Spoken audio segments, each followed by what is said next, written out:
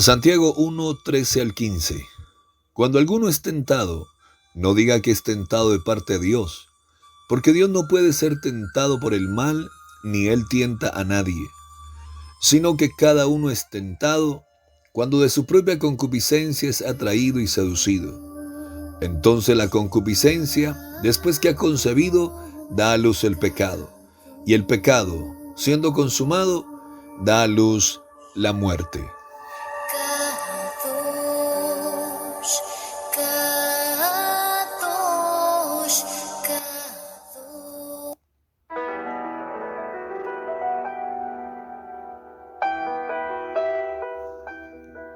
Como creyente que eres, sabes que debes dejar de pecar.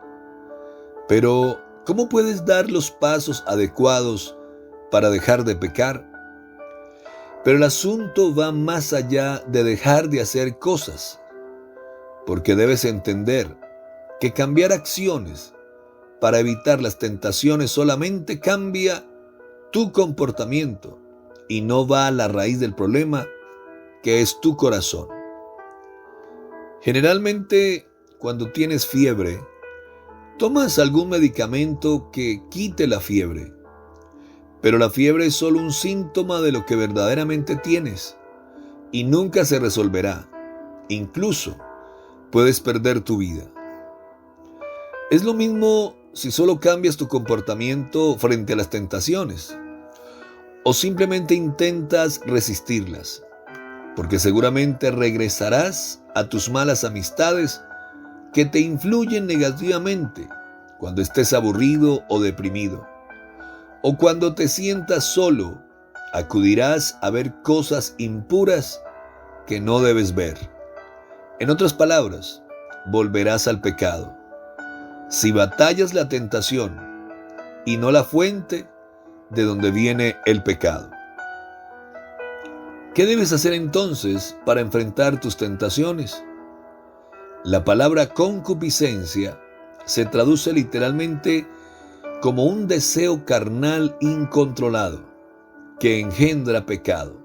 Entonces el pecado no inicia con la tentación, sino de tus deseos carnales desordenados. Es decir, cuando le das libertad a esos deseos en tu corazón, la concupiscencia trae como consecuencia muerte espiritual. Cuando te dejas llevar por esos caprichos carnales que ya habitan en tu corazón, el pecado es concebido y pecas contra Dios. La batalla más grande contra el pecado no es la tentación, sino tus deseos carnales. Por eso la pregunta correcta no es ¿cuál es la tentación que debes enfrentar hoy?, sino ¿cuál es el deseo desordenado que debes cambiar hoy? Mateo 6:13 dice, y no nos metas en tentación, mas líbranos del mal. La versión Nueva Traducción dice, no permitas que cedamos ante la tentación, sino rescátanos del maligno. Dios sí permite que pases pruebas, pero nunca te tienta.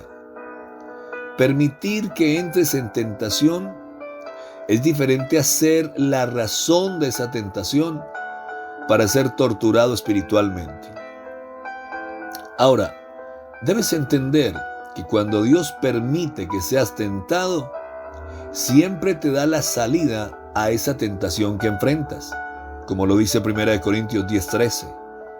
Entonces, Dios en su infinito amor, ¿por qué permite que caigas en esas tentaciones que el diablo te trae?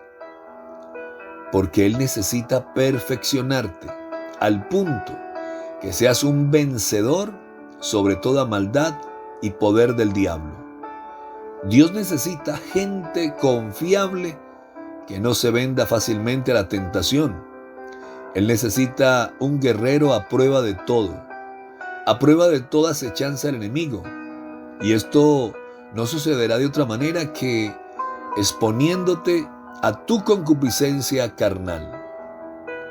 Él siempre te muestra un escape Porque en medio de esa tentación que intentas resistir y que no piensas poder soportar, Dios es tan amoroso para rescatarte de esa situación específica que te muestra que sí puedes depender en Él.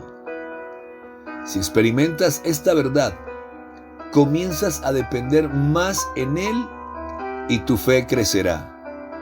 Cuando entiendes que Dios es amoroso, bueno y fiel en rescatarte de tus tentaciones, tu deseo desordenado empezará a reorientarse hacia Él.